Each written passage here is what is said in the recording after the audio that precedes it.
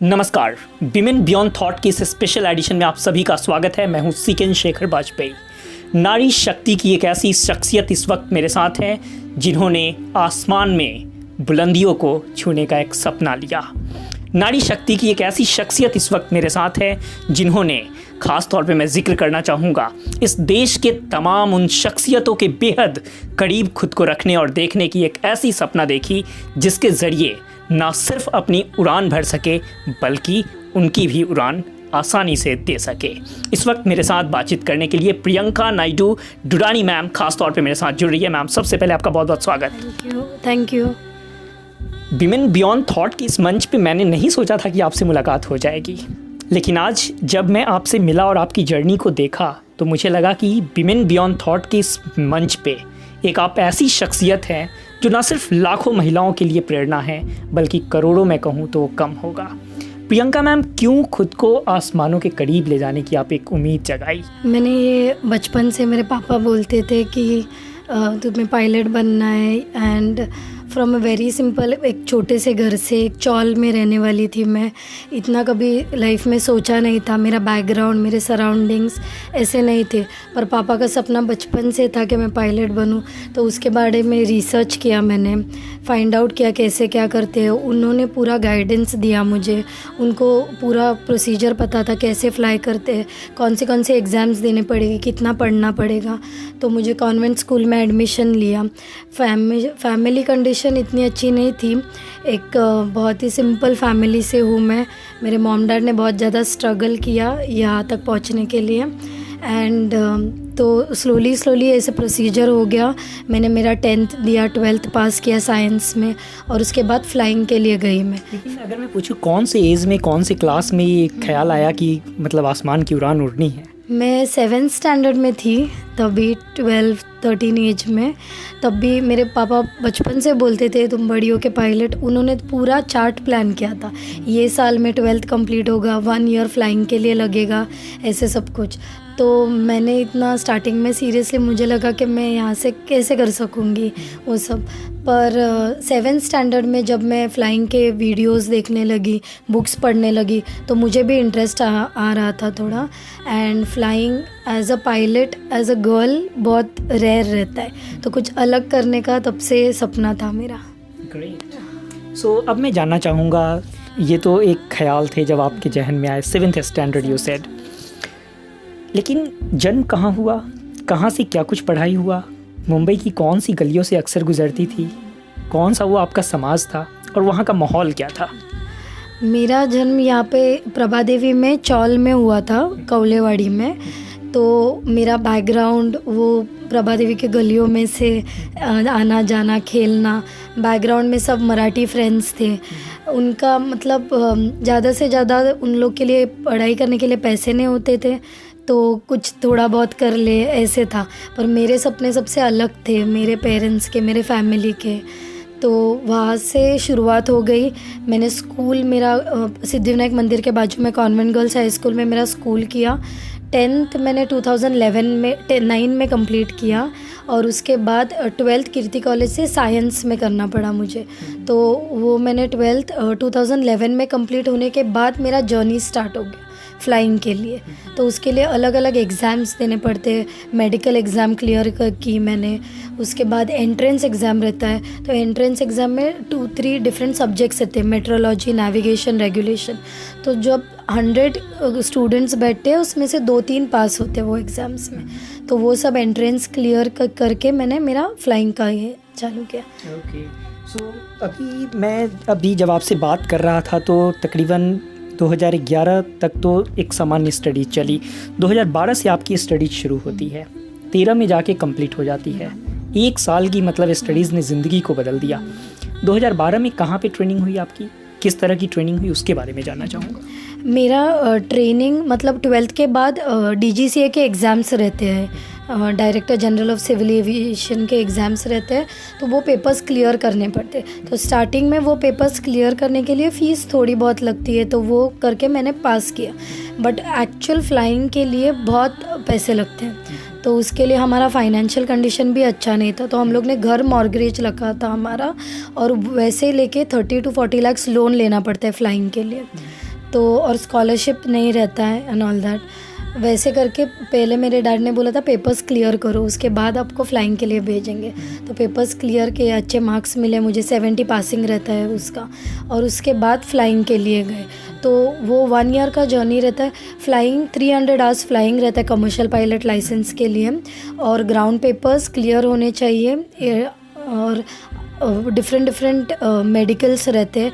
वो मेडिकल में फ़िट होंगे तो ही आप फ्लाई कर सकते हो, नहीं तो आप एलिजिबल नहीं रहते फ्लाई करने के लिए। तो वो सब पेपर्स क्लियर करके फ़्लाइंग एक्सपीरियंस लेके 300 आवर्स फ़्लाइंग लेके उसके बाद आपको कमर्शियल पायलट लाइसेंस मिलता है, जिससे हम लोग फ्लाई कर सकते हैं। सो ये कुल मिला के 13 तक की ये कहानी थी।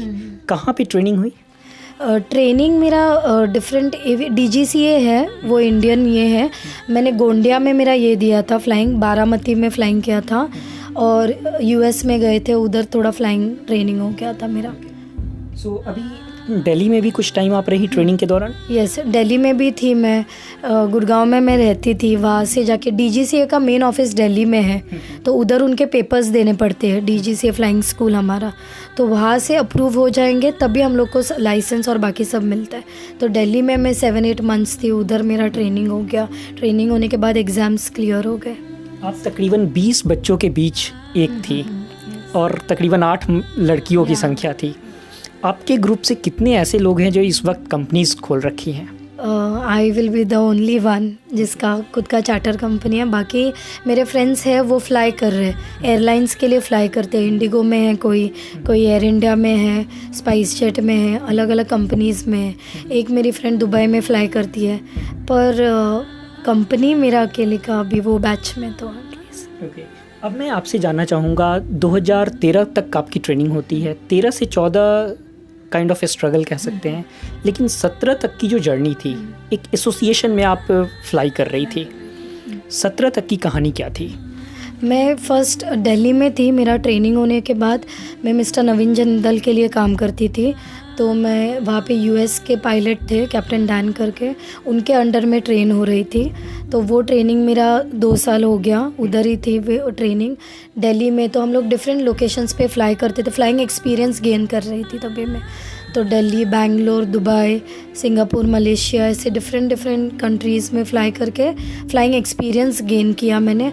बहुत सारे कॉन्टैक्ट्स भी बनाए तभी, क्योंकि VIP लोगों के साथ फ़्लाइंग होता था, सब मिनिस्टर्स के साथ, एक्टर्स, और डिफरेंट लेवल पे एक अलग एक्सपीरियंस रहता है, and it is very nice. Priyanka ma'am, beyond the third eye के व्यूअर्स के लिए जो सबसे इम्पॉर्टेंट क्वेश्चन अब आने जा रहा है, एक लड़की सामान्य से घर से निकलती है, पढ़ाई करती है, एविएशन के सेक्टर में जाने के लिए कदम बढ़ाती है, ख्याल आता है कि आसमान की उड़ान उड़नी है, आसमान की उड़ान भी उड़ना शुरू कर देती है। लेकिन ये कैसे ख्याल आता है 2018 में, या फिर उसके पहले भी अगर आया है तो उसका आप जिक्र करेंगी साफ तौर पे? मम्मी और पापा के नाम पे आप एक एविएशन सेक्टर की एक ऐसी कंपनी का नाम रखती हैं जो आज की डेट में क्रिशुभ एविएशन प्राइवेट लिमिटेड के नाम से जाना जा रहा है।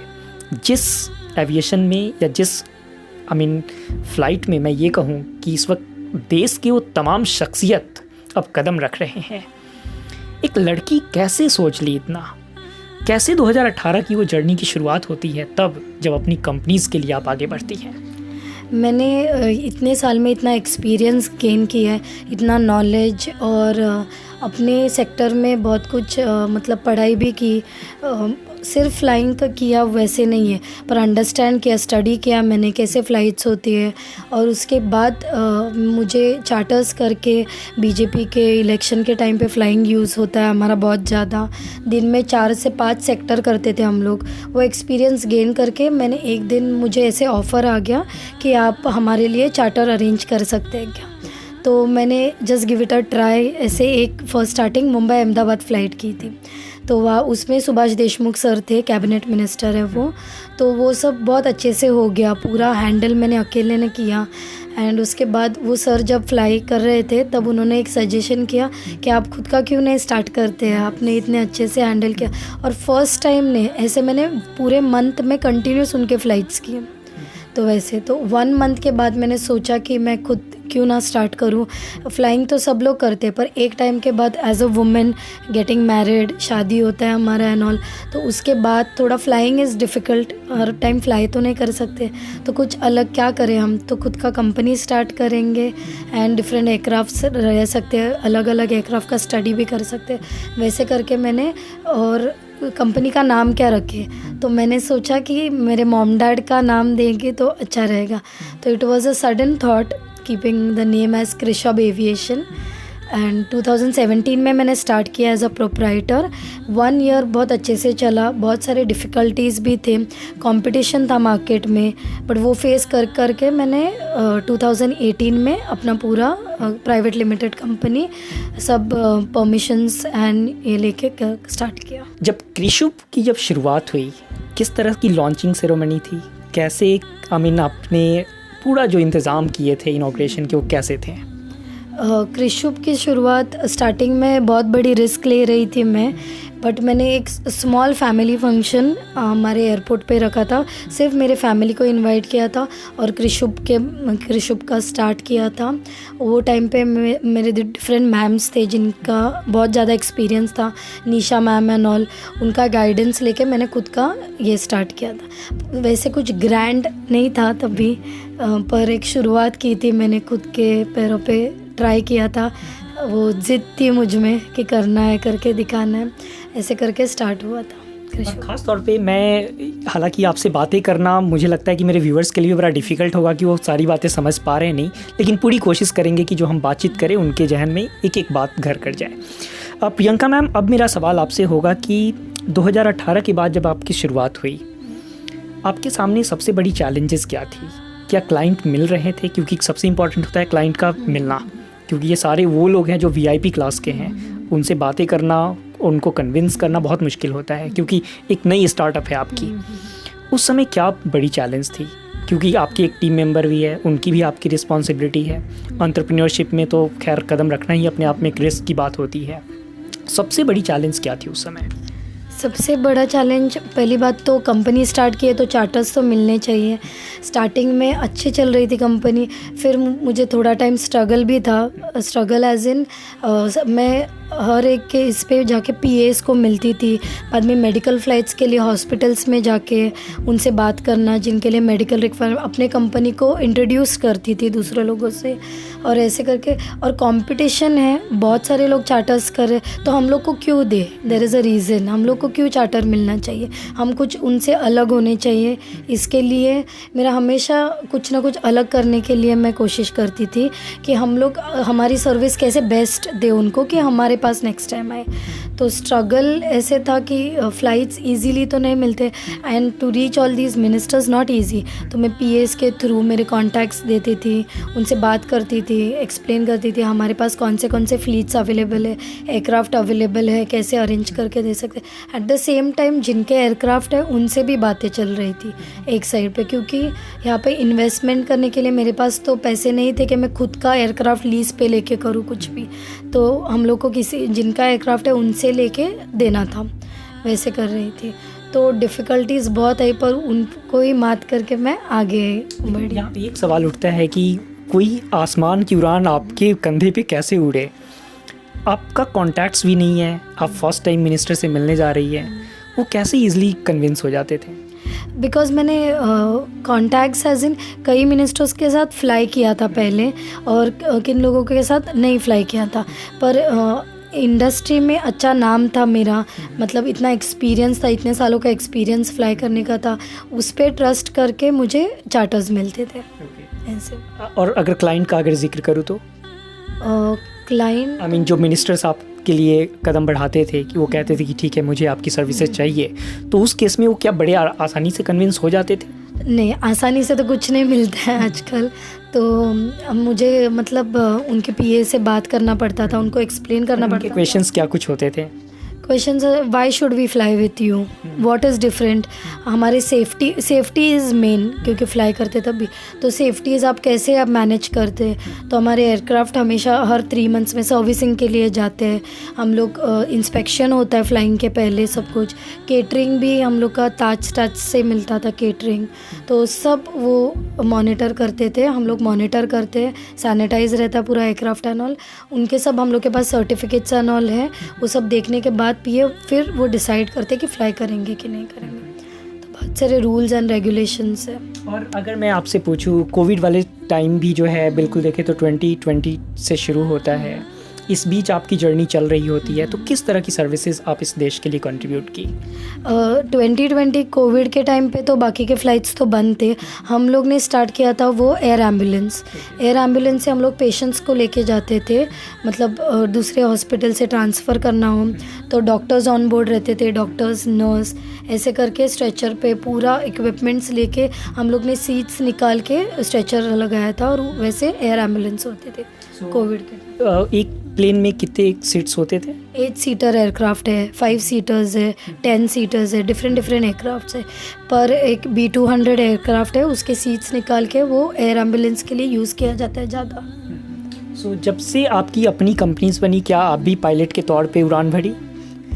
मैंने फ्लाई नहीं किया, पहले बहुत ज़्यादा फ्लाई किया है.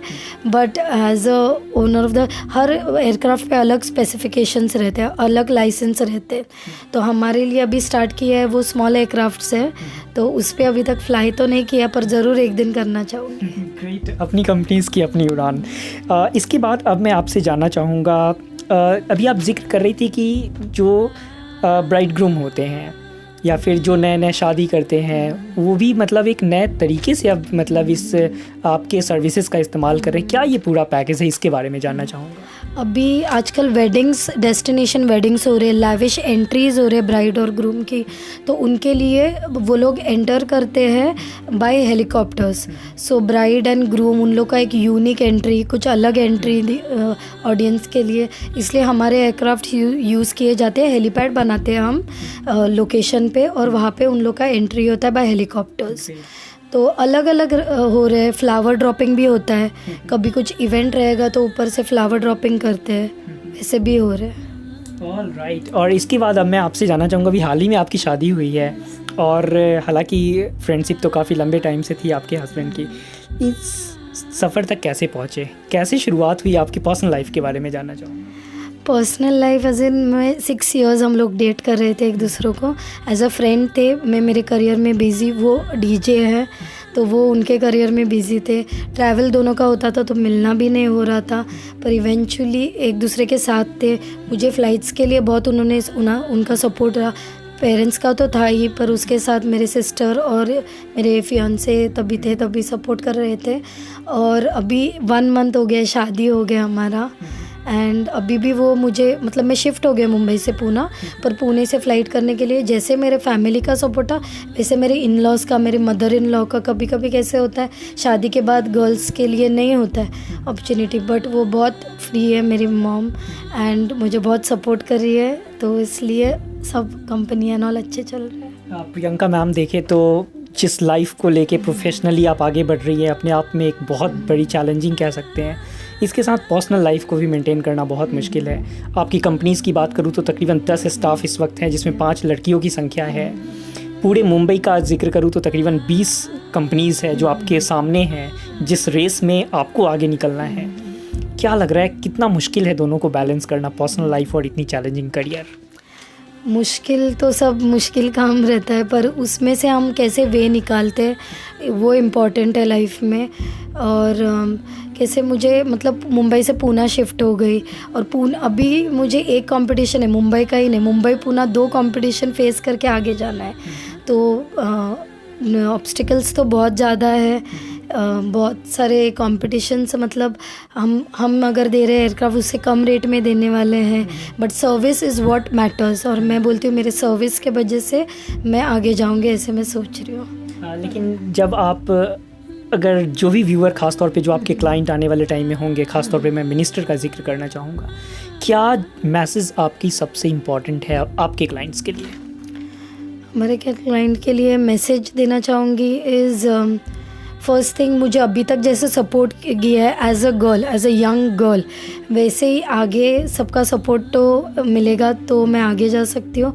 एंड उनके लिए यही मैसेज रहेगा, Krishu fly comfortable with us and we make your journey the best journey till now. So trust on us and have a safe flight with us. Priyanka ma'am, आमतौर पे जब हम धरातल पे होते हैं, ज़मीन पे होते हैं, तो महिलाओं के करीब होते हैं। लेकिन अगर मैं जिक्र करूं, जब आप अपनी कंपनी शुरू की कृषु, तो आसमान की उड़ान में महिलाएं कितनी साथ थी आपके, वो जानना चाहूँगा। कौन कौन सी वो शख्सियत इस देश की आपके साथ उड़ान भरी हैं? जैसे मिनिस्टर्स फ्लाई करते हैं वैसे मैम मिसेस देवेंद्र फडणवीस की मिसेस ने भी फ्लाई किया हमारे साथ, अमृता फडणवीस मैम। उसके बाद मेयर है हमारे, उन्होंने फ़्लाई किए हैं।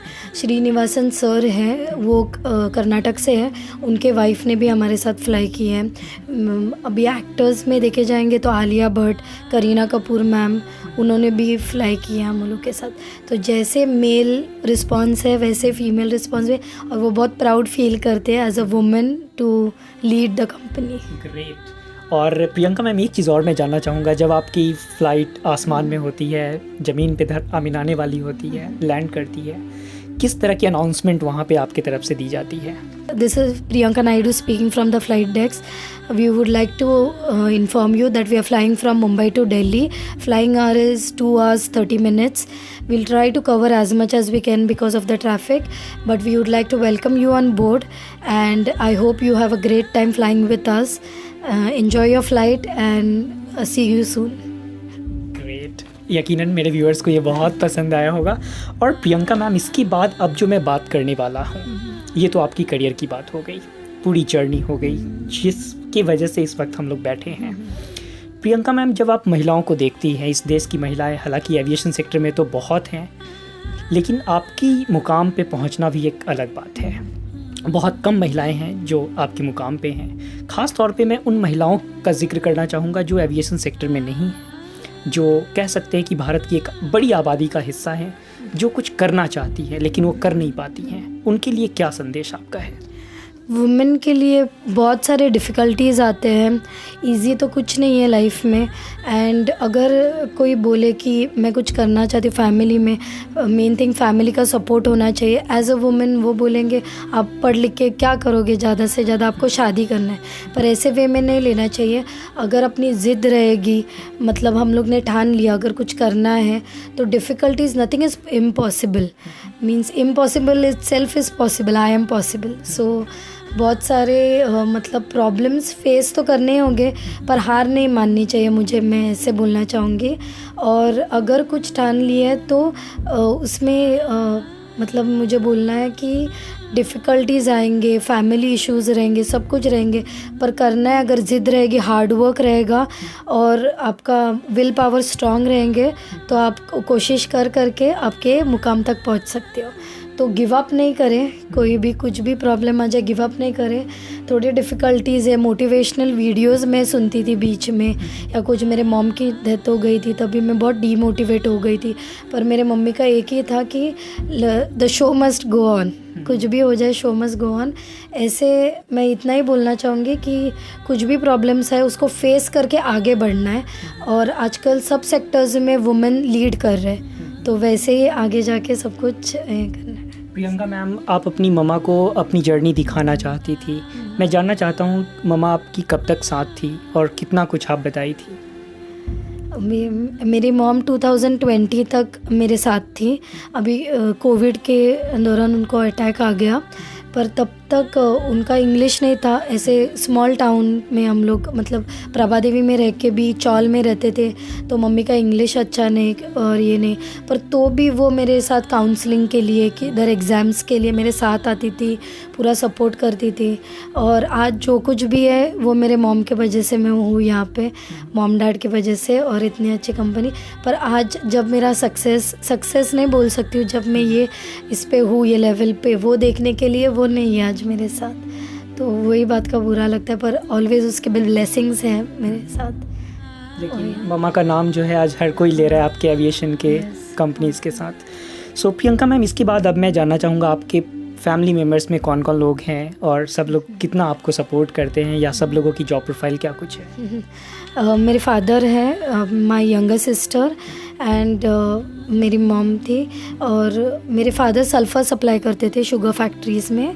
मेरी सिस्टर अभी दुबई में है, वो आर्किटेक्ट है वैसे। और अभी मेरे इन लॉज़ के यहाँ पे मेरे mother in law, father in law and वो मेरे ये है ब्रदर इन लॉ है एंड मेरे हस्बैंड है। तो मेरे हस्बैंड डीजे है, वो इवेंट्स करते हैं, और हमारा फैमिली बिजनेस भी है।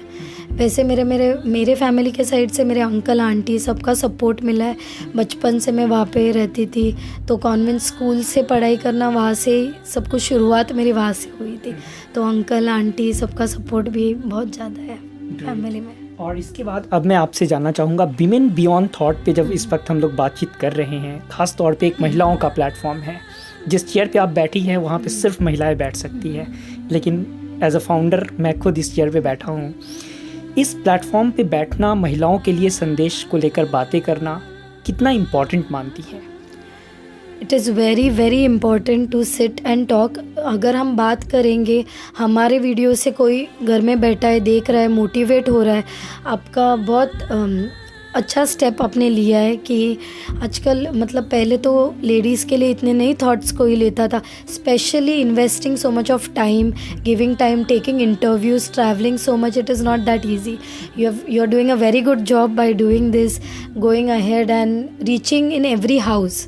मतलब एटलीस्ट वो वीडियो देख के आपके एक वीडियो से एक मैसेज मिल गया, किसी की लाइफ चेंज हो सकती है पूरे वीडियो देख के। तो वैसे आप बहुत अच्छा काम कर रहे हैं। एंड महिलाओं के लिए ये वीडियो देख के मतलब उनको उनके लाइफ में कुछ करने के लिए थोड़ा कुछ सपोर्ट मिल सकता है, या उनका लाइफ एक वीडियो देख के चेंज भी हो सकता है। कुछ करना चाहती है और नहीं कर पा रही है, उसके लिए भी मोटिवेशन हो सकता है। इसके बाद अब मैं आपसे जानना चाहता हूँ, आपके लाइफ में ये तमाम स्ट्रगल, तमाम सक्सेस और इन तमाम चीज़ों के बीच आपके ऊपर एक गाना भी बनाया गया है। वो गाना कौन लोग बनाए हैं, कैसे बनाए, कैसे ख्याल आया कि आपके ऊपर गाना बनाया जाए? पूरी कहानी आपसे जानना चाहूँगा। पहले तो मेरी टीम गई थी उनको मिलने के लिए। प्रशांत नाटकी सर हैं, तो उनके अभी आजकल बहुत वेल नोन गाने आ रहे हैं मराठी में, एंड वो गाने 100 मिलियंस 90 मिलियन ऐसे पहुंच रहे हैं। तो मेरी टीम गई थी उनसे बोलने के लिए कि हमारे कंपनी प्रमोट करने के लिए। पर जब इवेंचुअली उन्होंने मेरे साथ एक मीटिंग किया था, 2 आवर्स वो मीटिंग चला, उसमें उन्होंने मेरे पूरा लाइफ स्टोरी मेरा जाना। तो तब भी मुझे बोला कोई एक्ट्रेस को लेके कि हम लोग करने के बिना हम आपको क्यों नहीं ले सकते। तो उन्होंने मुझे कन्विंस किया ये सॉन्ग करने के लिए। I was not prepared for it, क्योंकि मैं बहुत अलग इंडस्ट्री से हूँ, acting is not my cup of tea. But then वहाँ से उन्होंने मुझे कन्विंस करके कि आपका स्टोरी आपके अलावा कोई और अच्छे से नहीं कर सकता है, तो इसलिए मुझे प्रिपेयर किया गया ये सॉन्ग के लिए। प्रशांत नाटकी और सोनाली सोनावने है ये इसमें। तो सिंगर हमारे जावेद अली सर है जिन्होंने श्रीवल्ली गाना गाया है, और सोनाली सोनावने फीमेल सिंगर हैं। और उनकी पूरी टीम, मेरे डायरेक्टर सचिन सर, सचिन कामले, उनकी वाइफ, हम लोग उनके घर पे थे। तो मुझे मुझे बहुत कंफर्टेबल नहीं थी, तो कंफर्टेबल किया। मेरा स्क्रीन पे भी फर्स्ट टाइम था, तो मेरे एक्टर विशाल पाले और ये सब पहुंचने के लिए, हमारे मीटिंग के लिए भूषण, विशाल, वो सब पूरी टीम मुझे मतलब एज अ फैमिली में अटैच हो गए उनके साथ। और उन्होंने मेरे लाइफ स्टोरी पर और मेरे लव स्टोरी पर एक सॉन्ग किया है। मेरा स्ट्रगल, लाइफ में जो स्ट्रगल है, कैसे लाइफ में स्ट्रगल करके आगे गई हूँ, कैसे फ्लाइंग करके खुद का कंपनी स्टार्ट किया, ये पूरे स्ट्रगल में कैसे मेरे हस्बैंड ने मुझे सपोर्ट किया, ये सब वो सॉन्ग में बताया गया है। क्या वो सॉन्ग की कुछ लाइन आप सुना सकती हैं? वो मराठी में सॉन्ग है एक्चुअली। अभी सोना तो उसकी सिंगर है, उसके जैसे तो नहीं बोल सकती हूँ, पर उसमें कुछ वर्ड्स है बीच में सॉन्ग के, कि वो सॉन्ग में मतलब सेंटेंसेस रहते ना, वैसे सेंटेंसेस है की उसमें बोलते की ती फक्त पायलट नाही झाली, पण पायलट सोडून तिने स्वतःची आपली एव्हिएशन कंपनीची सुरुवात केली. लहान असताना जे स्वप्न बघितलेलं ते त्याची साथ होती म्हणून ते पूर्ण झालं. ऐसे उसमें बोला गया है। चाहूँगा कि इसको हिंदी में भी ट्रांसलेट कर दे मेरे व्यूअर के लिए। मतलब उसे, वो जो लड़की है बचपन से उसने जो सपना देखा था वो सपना सिर्फ फ्लाइंग का था, पर फ्लाइंग करके उसने वो सपने के आगे वो वहाँ तक जाके रुकी नहीं, आगे जाके खुद की एविएशन कंपनी स्टार्ट की, और वो प्रोसेस में उसका हस्बैंड, उसका फियांसे उसके साथ में था, उसका सपोर्ट था, और उनकी फैमिली के सपोर्ट से आज ये लेवल पे वो है ऐसे। सो अभी तक ये गाने को रिलीज़ कर दिया गया है? हाँ, ये गाना फरवरी में रिलीज़ हो गया था 16 फेब को। अभी ऑलमोस्ट 1 मंथ हो गया है सॉन्ग के लिए। 1.7 मिलियन व्यूज़ है अभी वो सॉन्ग के लिए, एंड अच्छा लगता है। उसके पहले का मेरा जर्नी कुछ अलग था, एविएशन इंडस्ट्री में मैं थी, बट ये गाने के वजह से और मुझे लोग पहचानने लगे हैं, एंड टीम का सपोर्ट और उनका प्रमोशन मेरे सॉन्ग के लिए, मेरी कंपनी प्रमोशन नहीं पर मेरा रियल लाइफ स्ट्रगल उन्होंने दिखा है, उसके लिए मुझे अच्छा लगता है। तो हालांकि ये तो गाने की बात हो गई, और किन किन मंचों पे आपको इनवाइट किया गया है या फिर कहीं पे स्पीकर के तौर पे आपको इनवाइट किया गया, वो मैं जानना चाहूँगा। एज ए इंस्पिरेशन स्पीकर तो मैं हमारे स्कूल में कॉन्वेंट स्कूल्स में एंड ऑल में जाती हूँ, एंड मैं लोकमत में एज ये गई थी, कैलेंडर का कवर फ़ोटो के लिए मैंने फ़ोटो शूट किया है, एंड कल्कि के लिए मैंने फ़ैशन वीक किया है। उसके बाद जहाँ पे पायलट स्कूल्स रहते हैं जिनको इंस्पायर करना रहता है आफ्टर 12th, कैसे वो अपने, इट इज़ नॉट ईजी, मतलब गाइड करने के लिए कोई नहीं रहता है, तो मैं तभी इन्फॉर्मेशन फाइंड आउट करती थी, तो मैं खुद एक्सप्लेन करती हूँ कैसे प्रोसीजर रहता है, कैसे आपको फॉलो करना है, कैसे प्लान करना है अपना पूरा पायलट ट्रेनिंग, तो उसके लिए भी मैं जाके स्पीच देती हूँ, एक्सप्लेन करती हूँ। प्रियंका मैम, हालांकि बातें तो बहुत है, लेकिन इसके बाद अब मैं आपसे जानना चाहूँगा, जब प्रियंका मैम खुद को देखती हैं, अपनी शख्सियत जब नज़र आती है, बिज़ी लाइफ है, फैमिली भी है, करियर भी है, प्रोफेशनल पूरी जर्नी है, खुद को जब देखते हैं तो कौन सी प्रियंका नज़र आती है? खुद को जब मैं देखती हूँ, अब भी जब देखती हूँ तो मुझे मेरा पास्ट याद आता है, जब भी मैंने फ़र्स्ट फ़्लाइट किया था, फर्स्ट गोंडिया में जाके एग्ज़ाम दिया था मेरे डैड के साथ, 17 ईयर्स की थी तब भी मैं, तो तब भी मैंने बिल्कुल ऐसे सोचा नहीं था, मैं बहुत डरी हुई थी। मैंने मम्मी से फ़ोन पे बात किया कि इतना बड़ा एयरक्राफ्ट कैसे फ़्लाई करूँगी मैं, पर तब भी जो मैंने ज़िद पकड़ी और सोचा कि नहीं करना ही है मुझे ये सब, तो वो उसके वजह से आज मैं यहाँ पे पहुँची हूँ। तो मैंने गिव अप नहीं किया कभी, तो वो मैं सोचती हूँ हमेशा खुद को देख के कि कभी गिव अप नहीं किया, इसलिए आज यहाँ पे। तभी मैं सोचती कि नहीं होगा मुझसे तो मैं आज यहाँ पे नहीं रहती थी। डर भी लगता है क्या? हाँ, पहले डर लगता था, अब भी डर नहीं लगता है, क्योंकि डर के आज आगे तो जीत है ऐसे। और आखिर क्वेश्चन में मैं लेना चाहूँगा, जब आप इस मुकाम पे हैं तो किन किन लोगों को आप याद करती है जो आपकी जर्नी को सफल बनाने में जिनका महत्वपूर्ण योगदान रहा? First my father, my mother and my father, उन लोग का सपोर्ट था।